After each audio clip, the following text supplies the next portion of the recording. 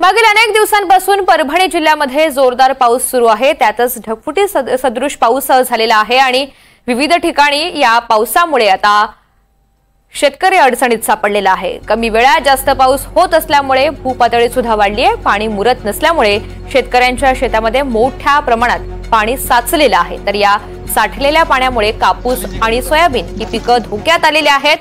याचाच आढावा घेतलाय आमचे प्रतिनिधी दिवाकर माने यांनी।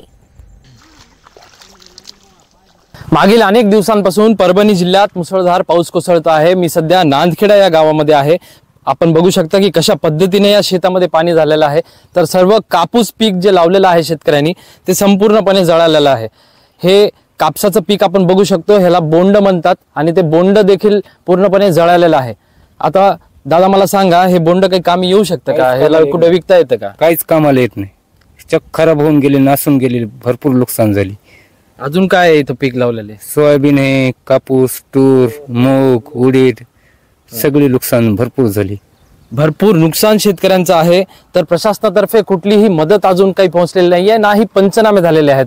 त्यामुळे रोज सध्या शेतकऱ्यांमध्ये आहे। कोणी आलं होतं दादा इथं प्रशासनातर्फे? आणखीन तरी सध्यापर्यंत तरी कुणी आलेलं नाही।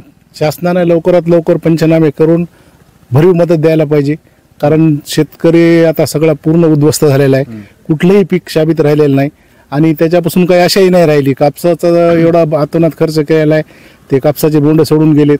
सोयाबीनच्या शेंगा आता भरायच्या अवस्थेत होत्या, काही भरायल्यात, तर त्याच्यामध्ये पूर गेल्यामुळं सगळं ते खराब गेल्या। सोयाबीनच्या शेंगाही नासायला लागल्या आता, आणि मूग उडीद तर ते वाहूनच गेले, काही कापून टाकलेले होते ढिगले ते सुद्धा वाहून गेले पावसानं। इतकं भयानक पाणी आलं नदीचं की शेतामध्ये जे वळई घासलेल्या होत्या त्या सुद्धा वाहून गेले आमच्याकडे। सोयाबीन आहे पूर्ण पाण्यात आहे। आज मी तुम्हाला वाटलं तर स्पॉटला नाही, तुम्ही पूर्ण आज माझ्या सोयाबीन मध्ये कमरेत काल पाणी होतं पूर्ण, त्याच्यावर म्हणजे असं झोपून गेले ते, काही अजिबात कामी येणार नाही साहेब ती।